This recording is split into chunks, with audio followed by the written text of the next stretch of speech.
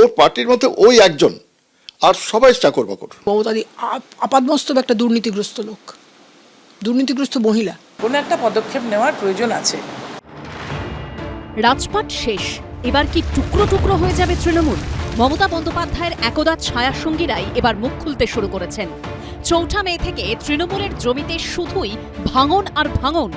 রাজ্য হাতছাড়া হয়েছে, মমতা বন্দ্যোপাধ্যায়ের কুর্সি গেছে,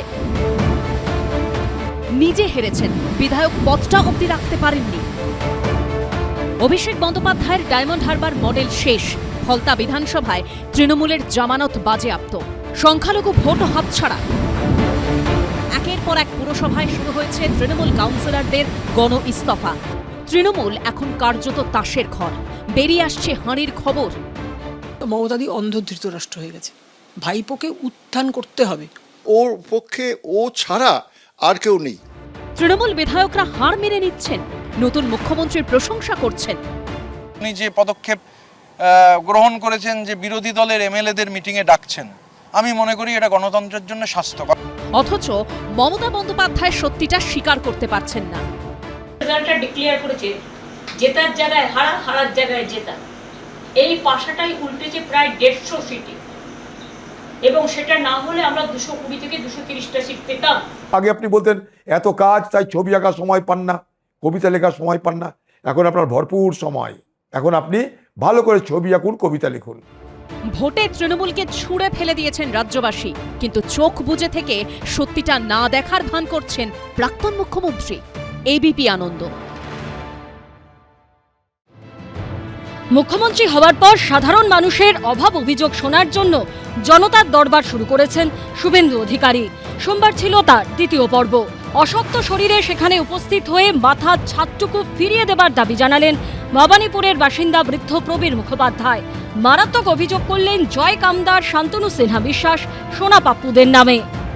আমি আমার মাথার ছাদটা চাইছি, ওই জন্যই মুখ্যমন্ত্রীর কাছে এসেছি।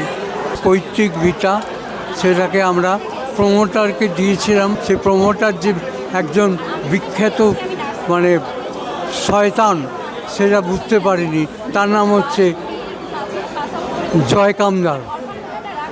ওই জয় কামদারের সঙ্গে ছিল আরও পুলিশ অফিসাররা, তার মধ্যে শান্তনু সিনহা বিশ্বাস ছিল এবং সোনা পাপ্পুরা।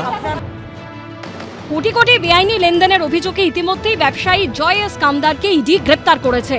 তার সূত্র ধরে গ্রেপ্তার হয়েছেন কলকাতা পুলিশের সদ্য প্রাক্তন ডিসি শান্তনু সিনহা বিশ্বাস। গ্রেপ্তার হয়েছেন বিশ্বজিৎ পোদ্দার ওরফে সোনা পাপ্পু।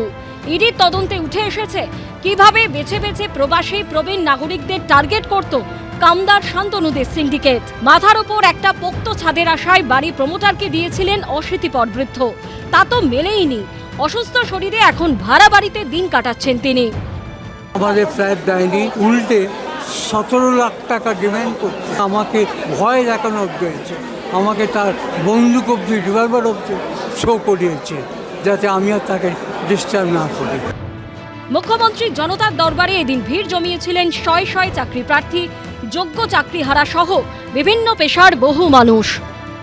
নেতাজি ইন্ডোরে প্রাক্তন মুখ্যমন্ত্রী মমতা ব্যানার্জি যে মিথ্যে প্ল্যান এবিসিডি ভাষণ দিয়েছিলেন, নতুন মুখ্যমন্ত্রী যেন সেই নেতাজি ইন্ডোরে স্বপ্নের, সত্যের, বেঁচে থাকার, দুর্নীতির বিরুদ্ধে বার্তা দিয়ে চাকরিহারাদের কনফিডেন্সে নেন, বাংলার মানুষকে যেন একটু আশ্বস্ত করেন। এদিন সল্টলেকে রাজ্য বিজেপি দপ্তরে জনতার দরবার করেন মুখ্যমন্ত্রী। সকাল 10টা নাগাদ সেখানে পৌঁছন তিনি।